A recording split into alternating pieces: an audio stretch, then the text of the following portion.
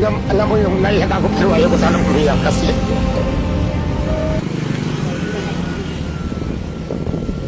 Wala na yung parisan ni Diwata. Kuya, saan nakapesto si Diwata, kuya? Hindi na sa kanya to? Wala nang may-ari. May babago na may-ari.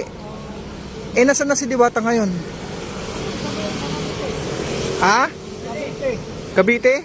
Di ba may nakita akong food cart, parang cart niya mini store niya na nakabike siya? Saan banda yun? Isa nakadala sa mga... Ilalim ng tulay. Hindi. May ano siya, may bike siya na yung paninda kunyari. Kalimutan ko yun. Malapit bago tumawid ng MOA. Hindi, doon sa mga ano. Sa dulo pa? Kapite. Cavite. Pero alam ko di Cavite yun. Iba na may-ari, hindi na si Diwata.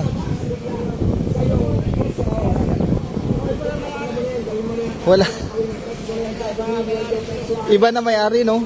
Hala. Ayan guys, iba na daw may-ari. Sabi ni Kuya, yung nagbabiral na may paninda siya na nakabike siya, sa Cavite daw yun. Pero sa tingin ko di naman sa Cavite yun, dito lang din yun. Kasi yung building na background niya, parang dito lang din sa MOA. So wala nang pares. Ito ang nangyari kay Diwata.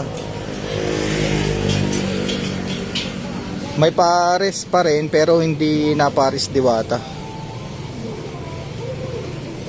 So na-establish ni Diwata to, dumadami yung customer. Pero iba na may-ari. So madaming kumakain. Maganda rito is na-establish ni Diwata to bago siya nawala.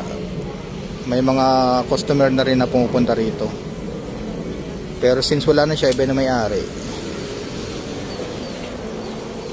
So yun, hanapin naman natin si Diwata. Alam ko doon lang yun sa tulay na dati niyang tinirahan So yun guys, anong masasabi nyo sa parisan ni Diwata? Iba na ang may-ari. Ayan, sarado na. So wala na si Diwata, nasa Cavite na daw. Ayan. Iba na ang may-ari, sarado na. Ang dating parisan na talagang dinudumog ng mga tao. Ayan. Maski nga ako dati message ako kay Diwata.